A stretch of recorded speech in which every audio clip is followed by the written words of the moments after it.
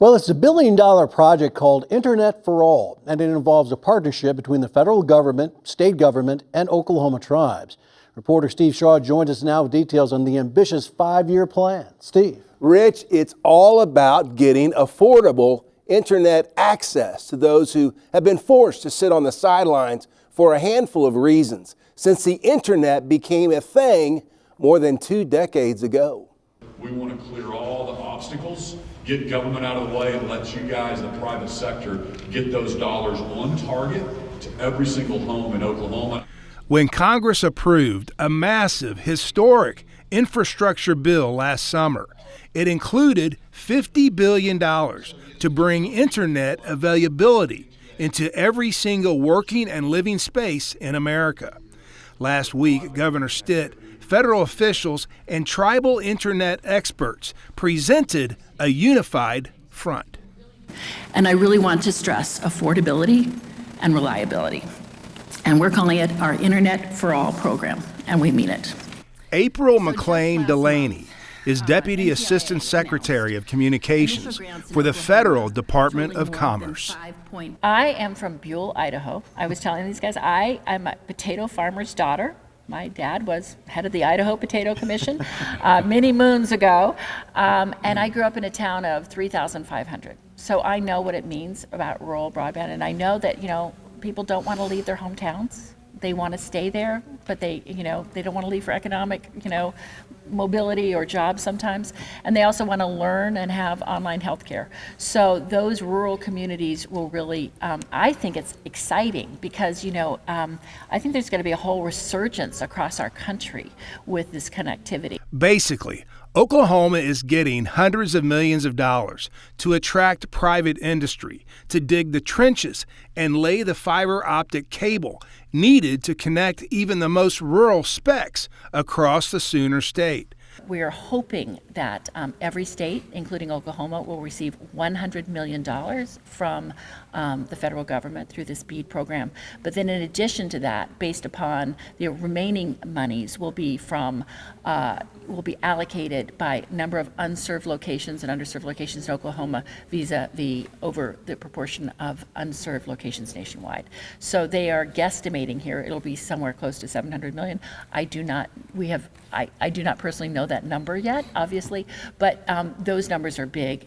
McLean Delaney says the Federal Communications Commission has already come up with a nationwide map that identifies places that don't have the internet and others that are underserved. That's what we're trying to do. We want it to be a transparent, open process. We want to be great stewards of the taxpayer dollars, get this on target, get the government out of the way, and let the private sector roll those out in every single home and every single community. It's a huge undertaking. Mike Fina is chairman of Oklahoma's Broadband Governing Board. Everybody wants improved internet. I don't care where you're from, what age, race, education level, everybody wants better internet in the state of Oklahoma.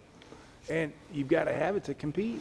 It is the future of where we're going. If we're going to save the family farm, it's not going to be by training new farmers. It's going to be by introducing technology and all the great technology in farming with automated tractors, automated irrigation systems.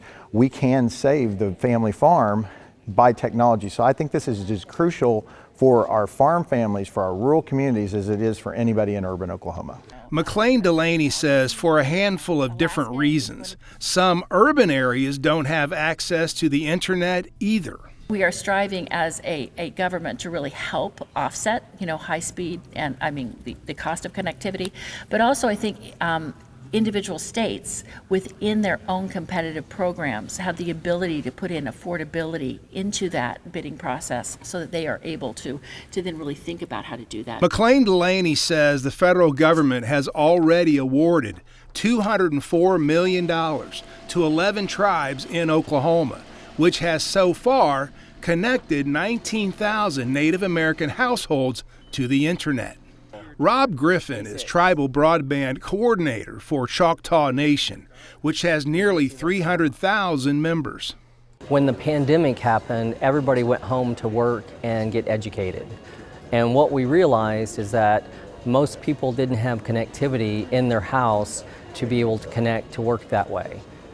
Our role is to work with current providers as well as new providers, municipalities, electric co-ops to get those services in the right areas.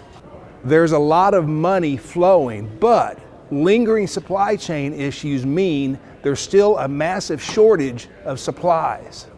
Osage Nation Broadband Director James Trumbley says their citizens are working to train a new workforce that can navigate broadband fiber optics. We partnered with Tri-County Tech, and utilizing our workforce development group within the Osage Nation, we've identified the first class of people, and we're coupling them with our contractors that are doing the fiber optics installs to help train them in the field. Trumbley says what's coming will be historic. If you look at the history of economic growth in the United States, you know, they started off building cities on the coast, and then they started building them on waterways. Then they started building them on railroads, and they started building them on interstates, and all that because that was the way they were connecting people. And this is the next way to connect people.